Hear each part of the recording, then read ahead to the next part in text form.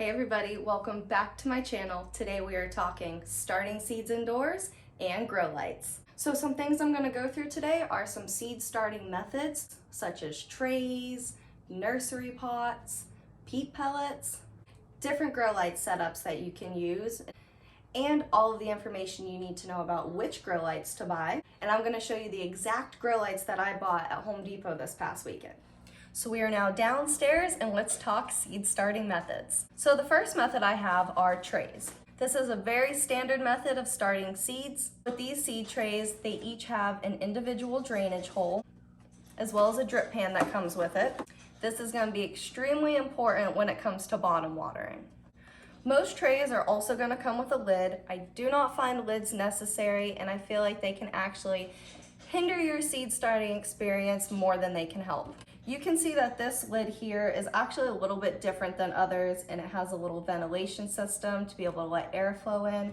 However, that's definitely not enough airflow, and your seedlings do need to be able to breathe.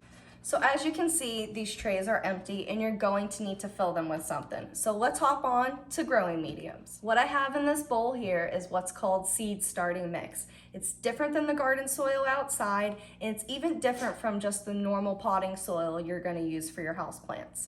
This year I'm going to be using Fox Farms Light Warrior Seed Starting Mix. You can find Fox Farm products at your local hydroponics store, or also you can go on their website and look for a store locator. They typically don't sell Fox Farm products in big box stores, so if you go to your local Home Depot, Lowe's, you're most likely going to find Miracle-Gro. Now if you do use Miracle-Gro, make sure you look for where it says seed starting mix. You don't want to use garden soil, raised bed soil. Seed starting mix is made especially light and airy to be able to grow those little seeds roots. Here in this bowl, I have the Light Warrior Seed Starting Mix. And as you can see, it is extremely light, very fine mix, and also has a lot of perlite in it. Now, perlite is a soil additive. You can typically find bags of this at your local garden center. Perlite helps with drainage, aeration, and also your soil structure. It's not necessary to add perlite if your mix already has it. So now let's talk about what's the difference between seed starting mix, potting soil, and your garden soil. Now, if you live in Ohio like me, you're gonna have very thick clay soil. You don't wanna bring that clay soil in because not only is it the wrong composition, you're inviting pests and diseases into your house and you're introducing them to your brand new seedlings. Another great thing about this seed starting mix is it already has some worm castings in it. Your fertilizer isn't completely necessary when you're first starting seeds. The seed itself is going to have enough nutrients to be able to feed the seedling. It's not a bad thing to have a little organic boost. When it comes to filling these trays, you're not just gonna put dry soil in it. It's really important that you dampen your soil before adding them to your cells. It's gonna help make sure you get them all packed in so that soil is not falling out of the bottom. Let's talk about a method that is all in one. You just buy it and start growing. Peat pellets. So I have a love-hate relationship with peat pellets after using them last year. Specifically look for the one that says tomato greenhouse kit. They're extremely convenient because you literally just buy this pack, less than $20, and you're able to get your seeds started without having to deal with buying a separate mix and then also putting it into the trays. The tomato greenhouse kit is going to come with bigger peat pellets. These bigger peat pellets are going to allow you to grow vegetables without having to upsize as quickly. You can see here I have some standard size peat pellets, and they're a lot smaller than the 50mm ones. So I recommend using these for small things such as herbs, lettuce, and using the bigger ones for vegetables and flowers that are going to need to be in their peat pellet for a little bit longer. So basically what this little disc is, it's a compressed pellet of peat. Basically, this is the same exact thing minus the perlite and any nutrients. So this is just gonna be your peat. You can see that it has a netting around it. So what you're gonna do is you're gonna put these peat pellets in water and they're going to expand. Once you get the pellet expanded and it's nice and moist, then you'll be able to plant your seed. Now the last seed starting method that I'm gonna talk to you about is going to be using old nursery pots. So I don't have any right now, they're all downstairs. They need thoroughly sterilized. Next time you go to the garden center, don't throw out your plastic nursery pots. Start stacking them up, and then next year you can reuse them to plant all your seeds in, saving plastic and saving money. So now that we've talked some seed starting methods, let's talk about grow lights. If you're on your seed starting journey, you've most likely heard the term grow lights, and you've probably heard that they have to be specific. Now, what type of grow lights do you need? You're gonna look for bulbs that say daylight. But wait, don't grab that yet. You're gonna need to learn about the lumens and the Kelvin. The lumens refers to the brightness, and the Kelvins are gonna refer to the warmth or the color of the light itself. When it comes to grow lights, you're gonna wanna make sure your lumen value or your brightness value is over 2000. Lumen's value is almost always found on the front, and it's a pretty big number. If the lumens is below 2000, it's probably not going to be light enough for your seedlings, and they can possibly get leggy. Leggy seedlings are when they start stretching for the light and they have really long stems and really small leaves. That means that the seedlings are focusing on trying to get to the light. Now the Kelvins is a little bit harder to find, and you're usually not going to find it right on the front of the box. Now, when we look on the back of this one, you can see here that the Kelvins at the very bottom show 5,000.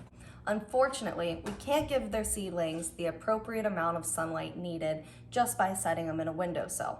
So what you're going to do is you're going to mimic the sun by providing at least 2,000 or more lumens and 5,000 or more Kelvin. For my shop lights, I am using T8s. You can see here that it says cool and daylight. If you look closer on the box, you're going to be able to see that both of these have lumens over 2000, but only one of them has a Kelvin rating over 5000. So now that you understand what the lumens are, what the Kelvins are, you can start shopping for your bulbs. First suggestion for a grow light setup is going to be using a clamp light. By using a bulb that's within the specifications and using a clamp light, you can provide a perfect, cheap, easy grow light setup for just a few seedlings. With clamp lights, you can clamp them onto really anywhere. However, you can also make what's called a grow light box. I'd like to thank Callie Kim for this grow light box idea.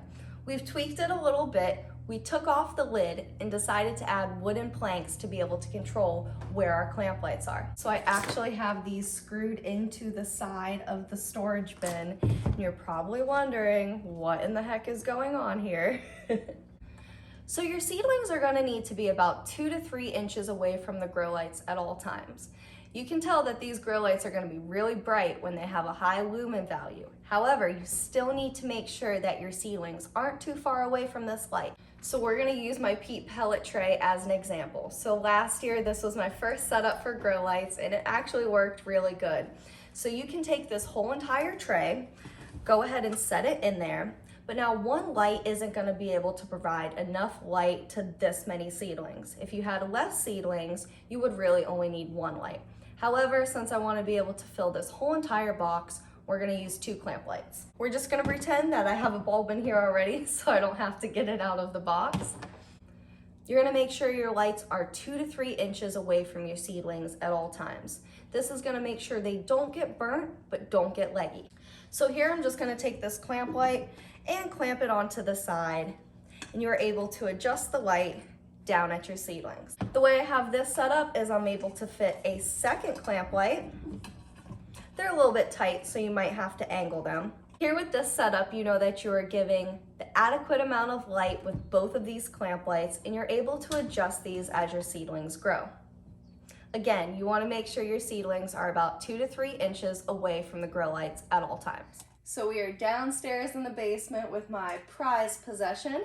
I was very thankful that the people we are renting from left this wire rack. I put one tray up here just to kind of show you how much space I really do have. So all of these shop lights have 2 bulbs in each of them, and you're able to just set your seedlings right under them. Where I have them positioned right now are about 2 to 3 inches from where my trays are going to be. So it's a little less than $20 for the shop light, and it's about $10 for 2 bulbs. So you can make one of these fixtures for roughly $30. And then when it comes to the clamp lights are about $8 a piece, and the bulbs you can find for around $10 a piece. So $20 for a clamp light setup or $30 for a shop light setup. You're definitely going to get more out of the shop lights. When it comes to seed starting and grow lights, you are actually going to need to put your seeds under those grow lights as soon as just a couple of days after you get them planted. When you get your seeds planted in the soil, they don't need sunlight right away.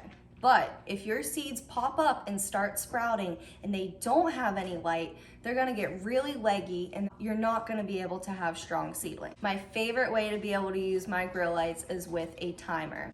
I got this digital timer off of Amazon, and then I just got a little power strip to be able to control 3 grow lights at once. I could actually control 4 if I pop it into the side over here too, but I try not to overload the circuit. You want your grow lights to be on for 16 hours a day and off for about 8. Now that we've got our seed starting methods figured out, growing mediums, grow lights, and a bunch of different ideas for setups, it's time for you to go get your seeds and get your spring garden started. If you want more gardening information throughout this season, please subscribe and comment below on any questions you may have for seed starting, and I'll get that covered in my next video. In the next video, I'm actually going to be starting all of my varieties of seeds and showing you how I plan what my seed starting date is and when my projected transplant date is. Thanks for tuning in, and see you next time.